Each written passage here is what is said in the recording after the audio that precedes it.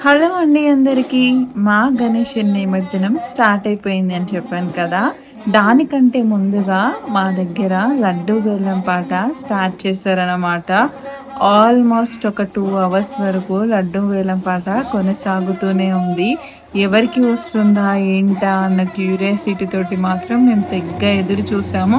Last year కంటే ఎక్కువగా పోతుందా? తక్కువగా పోతుందా? అని మా దగ్గరైతే కొంతమంది బెట్ కూడా వేసుకున్నారు.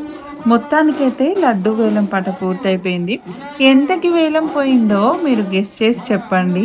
నేను తర్వాతకి వీడియోలో ఎంత వేలం పాట లడ్డూ పలికిందో నేను మీకు షేర్ చేస్తాను. ఓకేనా?